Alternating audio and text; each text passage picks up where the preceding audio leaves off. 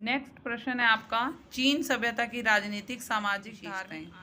देखो, प्राचीन में चीन की सभ्यता जो है वो 3000 वर्ष पुरानी है। इसे हवगाहो, अवगाहो और यंगसी क्वांग नदियों की घाटी की सभ्यता के नाम से भी जाना जा रहा है। अगर राजनीतिक जीवन की बात की जाए तो चीन में सर्वप्रथम छोटे छोटे राज्य हुआ, नगर हुआ करते थे। का अंत हो गया और चीन में साम्राज्य की स्थापना हो गई। और जो सम्राट था वो लोगों के लिए एक धार्मिक नेता के समान हुआ करता था और शासन चलाने एक काउंसिल की नियुक्ति की जाती थी। काउंसिल क्या करती थी? साम्राज्य को छोटे छोटे प्रांतों में बांटकर वहां पर योग्य अधिकारियों के अधीन रहकर कार्य करती थी। ये न्याय व्यवस्था, कानून से संबंधित कार्य किया करते थे। सामाजिक जीवन, चीन का समाज दो श्रेणियों में बटा हुआ था, एक उच्च श्रेणी के लोग और एक निम्न श्रेणी के। देखो, उच्च श्रेणी के लोग जो है धनी थे, उनका ऐशो आराम का जीवन था।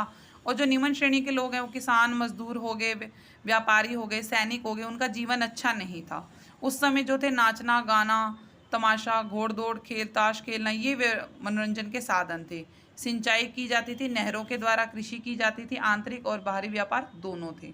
धार्मिक जीवन की बात की जाए तो आरंभ में चीन के लोग प्रकृति की पूजा करते थे, आत्माओं को प्रसन्न करते थे, आत्माओं को प्रसन्न करने के लिए बलि भी चढ़ाते थे। परंतु बाद में जब कन्फ्यूशनवाद, ताओवाद आ गया तो उन्होंने अपने धर्म के अंदर काफी अनुशासन अपना लिया। आर्थिक जीवन, चीन के लोगों का मुख्य जो व्यवसाय था वो कृषि करना था। गेहूं, जौ, बाजरा, मक्का आदि फसलें उगाते थे। बाद में धीरे धीरे चीन के लोगों ने व्यापार में भी उन्नति की। रेशमी कपड़ा, फर्नीचर बनाना, बर्तन बनाना आदि सारा कार्य करने लगे। तो इस तरह आपकी चीन की सभ्यता है। देखो, सारी सभ्यताएं एक जैसी लगती हैं, आपको एक रीडिंग तो लेनी पड़ेगी। थोड़ी सी स्टार्टिंग जो होती है वो डिफरेंट होती है, उसके बाद के जो पॉइंट्स होते हैं वो सेम होते हैं। तो आप कर जैसे राजनीतिक, प्रशासनिक व्यवस्था, धार्मिक व्यवस्था, आर्थिक जीवन है, ये लगभग मिलता जुलता ही है। थोड़ा सा बस आपको स्टार्टिंग में अलग से करना पड़ेगा। अगर आप वीडियो को 1 से 2 बार सुनेंगे तो आपको प्रश्न है आपका, माया सभ्यता की राजनीतिक, आर्थिक, धार्मिक और सामाजिक जीवन। देखो, माया सभ्यता जो है ना, उत्तर अमेरिका के महाद्वीप के दक्षिण में फैली है। लगभग 4000 वर्ष पुरानी है। जैसे हमने चीन की सभ्यता पढ़ी 3000 वर्ष, ये 4000 वर्ष है। आइए जानते हैं इनका जीवन। राजनीतिक व्यवस्था की बात की जाए तो माया सभ्यता में राज्यों का मुखिया जो होता था उसे असली पुरुष यानी हेलेक यूनिक कहते थे। हेलेक यूनिक जो होता था वो लौकिक अलौकिक रूप से प्रतिनिधि माना गया था। और कहते हैं कि इनको चलाने के लिए शासन को सरदार भी रखे थे, जिसे बाता बो कहते थे। ये शासन की देखभाल करते थे, सारा कार्यभार संभालते थे। इसके बाद है आर्थिक व्यवस्था। मायावासी जो थे वो कृषि, पशुपालन करना पसंद करते थे। कृषि में गेहूं, जौ, बाजरा, चना, नारियल आदि फसलें उगाई जाती थी। पशुओं में गायें, भैंस, बकरी पशु पाले जाते थे। माया सभ्यता में नाव, सूती वस्त्र, तांबे की घंटियां, तलवार, आभूषण भी बनाए जाते थे।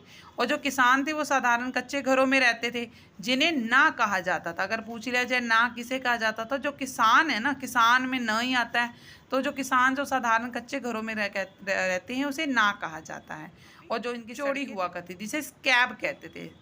धार्मिक जीवन, माया सभ्यता का जो पंचांग है वो 3114 ईस्वी पूर्व शुरू किया गया था। इस कैलेंडर के अनुसार 394 वर्ष के बाद बागतून नाम के काल आएगा और दुनिया का अंत होगा। उनके कई देवी देवताओं भी थे, अलग अलग राज्य नगर में अलग अलग देवता थे। और कहते हैं कि इनके देवताओं के चित्र पचकारी मुकुटों से बने होते थे। इनके देवताओं की पूजा काफ़ी ऊंचाई के मंदिरों में की जाती थी और राजा इन्हें ही अपना पूर्वज मानते थे। सामाजिक जीवन, सामाजिक जीवन छोटे छोटे शहरों और गांवों में बिखरा हुआ था। धनी लोग सुंदर बड़े घरों में रहते थे। घरों की दीवारें लकड़ी और छतें ताड़ के पत्तों से। तो मुझे पूरा यकीन है कि आपको ये चैप्टर समझ आ गया होगा। प्लीज़, मैंने भी इतनी मेहनत की है तो थोड़ी सी मेहनत आप कीजिए, लाइक कीजिए, सब्सक्राइब कीजिए। और अगर आपको कोई डाउट है तो आप कोई भी क्वेश्चन कर सकते हैं।